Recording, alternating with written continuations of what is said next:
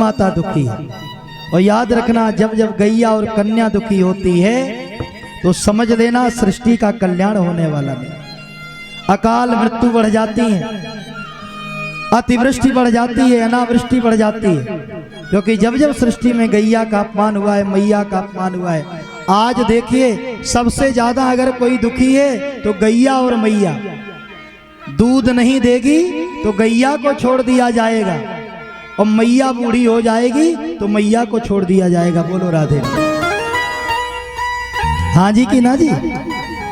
गैया दूध नहीं देती तो गैया को छोड़ दिया जाता है, और मैया जब किसी काम की ना हो, पालन पोषण हो जाता है तो मैया को छोड़ दिया जाता है।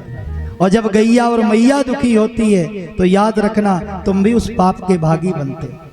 हुआ ये, कलयुग को मारने के लिए महाराज परीक्षित दौड़े।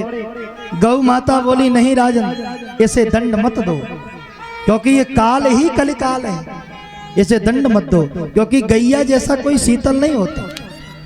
गौ को कहते हैं माँ। गौ को क्या कहते हैं? माँ। अच्छा, भैंसिया को क्या कहते हैं? गौ माता। अच्छा, भैंसिया को क्या कहते हो? भैंसिया ताई, कुछ कहते हो उसका आगे? आंटी, क्या कहते हो भैंसिया? कुछ नहीं कहते ना, क्योंकि माँ तो केवल गौ माँ है। अच्छा, गौ को माँ क्यों कहते हैं? इस पर कभी आपने विचार किया? क्योंकि 84 लाख योनियों में गैया ही एक ऐसा प्राणी है कि गौ माता एक ऐसा प्राणी है जो केवल जिसका बछड़ा जन्म लेते ही बोलता है, हे माँ। क्या बोलता है? हे माँ। ये माँ शब्द का संचार गौ माँ ने किया, इसलिए गैया को माँ कहते हैं। बोलो गौ माता की। लेकिन आज का आदमी कुत्ता पाल लेगा, लेकिन गैया पालने से डरता है। बोलो राधे राधे। पहले का मनुष्य, पहले के लोग गैया पालते थे तो गुण भी गैया जैसा होता था, और आज का आदमी कुत्ता पालता है तो आचरण भी कुत्ता जैसे हो गए। बोलो राधे राधे। हाँ, गैया से डरते हैं, भैंसिया को पाल रहे हैं। अच्छा, भैंसिया को पालने से क्या होगा?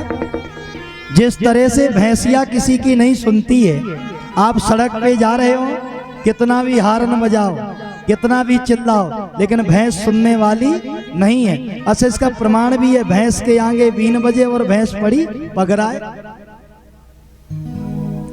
जिस तरह से भैंस किसी की नहीं सुनती है, इसी तरह से भैंस का दूध पीने वाले किसी की नहीं सुनते। आपने देखा होगा, गैया के बच्चे को कहते हैं बछड़ा। क्या कहते हैं? बछड़ा। और भैंसिया के बच्चे को क्या कहते हैं? पड़ा। गैया का बच्चा जन्म लेते ही खड़ा हो जाता है। गैया का बच्चा जन्म लेते ही खड़ा हो जाता है, और भैंसिया का जो पड़ा होता है, जब तक ना पकड़ो पूंछ तब तक खड़ा नहीं हो पाता है। इसका नाम है पड़ा, और जब तक पूंछ ना पकड़ो तब तक नहीं होता खड़ा, इसलिए तो नाम है ना पड़ा। अच्छा, किसी के घर में जाओ, आजकल आपने देखा होगा 9-10 बजे तक आदमी सोता है। पूछा, भैया बालक क्या कर रहा है? बोले पड़ा है। अरे, पड़ा की अम्मा का दूध पिएगा तो पड़ा तो रहेगा, खड़ा थोड़ी रहेगा। बोलो राधे राधे। इसलिए हम ये नहीं कहते कि भैंस मत पालो, खूब पालो, भगवान करे तुम्हारे घर में कई भैंस हैं, लेकिन गौ माता को निकालो मत। एक को पाल रहे हो, दूसरे को निकाल रहे हो।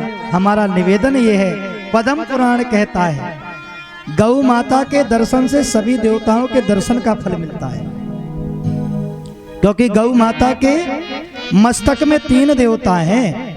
श्रृंगे मूले स्थितो ब्रह्मा, श्रृंगे मध्ये तु केशवा, श्रृंगाग्रे शंकर विद्यते, त्रयो देवो प्रतिष्ठिता। श्रृंग मूले स्थितो ब्रह्मा। गैया के सींगों के मूल भाग में ब्रह्मा जी रहते हैं। गैया के सींगों के मध्य का जो बीच का भाग है भगवान मधुसूदन केशवा। गैया के जो आगे सींग है उनमें कौन रहते हैं? शंकर। त्रयो देवो प्रतिष्ठिता। तो अगर आपने गौ माता का दर्शन कर लिया तो मंदिर भी नहीं जा पा रहे तो कोई समस्या नहीं है, घर में एक गैया जरूर रखना है। बोलो गौ माता की। महाराज परीक्षित जब कलयुग को मारने के लिए दौड़े, कलयुग ने कहा महाराज जब हम आ ही गए हैं तो हमें कहीं तो रुकने की जगह दे दो। परीक्षित जी बोले काहे को दे दें, तुम्हारे अंदर कौन सा ऐसा गुण है कि तुम्हारा हम सम्मान करें? अरे तुम अवगुणी व्यक्ति हो, अवगुणी व्यक्ति से तो कोसों दूर रहना चाहिए, हम तुम्हें शरण नहीं दे सकते। कलयुग ने कहा महाराज हमारे अंदर एक गुण बहुत अच्छा है। बोले कौन सा? बोले सतयुग में जो फल तप से मिलता था, त्रेता में जो फल यज्ञ से मिलता था, द्वापर में जो फल जप से मिलता था, व्रत से मिलता था, कलयुग में अगर आप तप नहीं कर पा रहे, यज्ञ नहीं कर पा रहे, जप नहीं कर पा रहे तो एक ही काम करो, भगवान मिल जाएंगे। बोले क्या? बोले कलयुग केवल नाम आधारा, कलयुग केवल नाम आधारा, कलयुग केवल नाम आधारा, सुमिरे सुमिर नर उतरई पारा, सुमेरे सुमेरे नरे उतरई पारा, सुमिर सुमिर नर उतरई पारा, उतरई पारा।